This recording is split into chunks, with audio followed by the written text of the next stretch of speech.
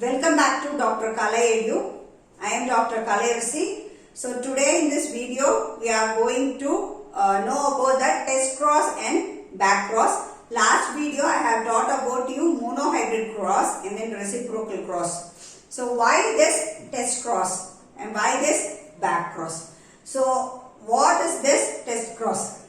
So here Mendel has got an ratio of 3:1 in the F2 generation of the monohybrid cross. We all know that he got 3:1, 3 tall and 1 short plant in that F2 generation. So F1 it is an heterozygous tall and in F2 he has got a genetical phenotype of genetical ratio of 1:2:1. That is 2 is of heterozygous, 1 is homozygous and another homozygous draft.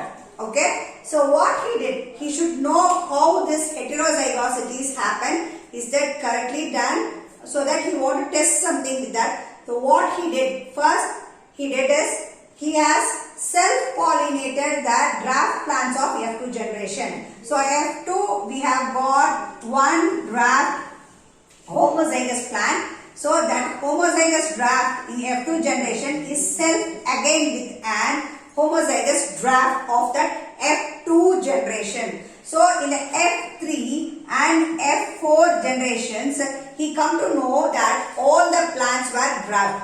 So hence he come to a conclusion that the draft plants were all of homozygous. Okay. So but when come to tall plants in F2 generation, we have both homozygous and heterozygous were there. So we need to find out where the heterozygous has happened, how. So what he did is, he took the heterozygous tall and he crossed with that homozygous recessive draft, the pure parental plant. He crossed with homozygous recessive draft. So what is the result is that test cross. So in this test cross, to test this draft plants and then tall plants, he used only that short plants, that is draft plants. So that is test cross. So here what is this? Heterozygous tall. So this heterozygous tall is crossed with homozygous recessive draft. Okay, homozygous recessive draft. So the gametes for heterozygous is two different things. One is tall and one other is draft. Okay, here this heterozygous we have two different type of gametes. For this homozygous recessive we have two same type of gametes. So when it is mixed, we will get heterozygous tall and homozygous draft. So here is the checkerboard. We can see that two homozygous draft plants and two heterozygous tall plants. So in this test cross we come to know that genotype is 1:1 and then phenotype is 1:1. What is a genotype? At the molecular level, the inheritance of the character is called as a genotype, and phenotype is nothing but which is an expressive character. The character which what we can observe is called as a phenotypic character. In the test cross, we got the ratio of both genotype and phenotype as 1:1. This is called test cross. So here we are going to cross only with homozygous recessive draft. This is very important. You should not forget it.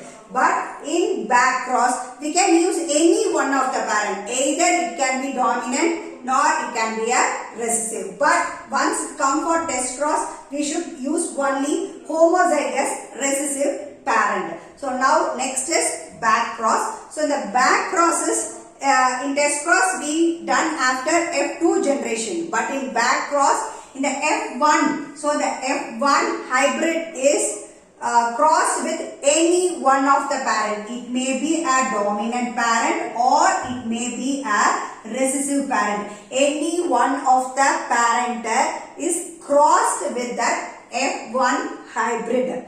So if the parent is dominant, we can tell it as dominant back cross, and if the parent is recessive, then it is an recessive back cross. Okay, so in the dominant back cross, what happens is the next generation we can see only dominant phenotypes. We can see only dominant phenotypes, that is only tall plants.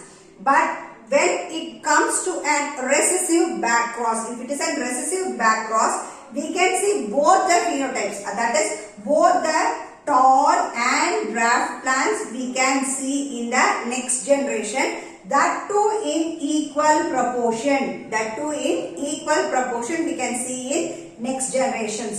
So what is this importance of this recessive back crosses? We can find out identify the heterozygosity of that particular hybrid. So for the identification of heterozygosity, this recessive back cross is very useful. I think now you have very much clear about this test cross and back cross. If you have any doubt, you can comment me in the comment section. I will clear your doubts. In the next video, we will come across with dihybrid cross. Thank you.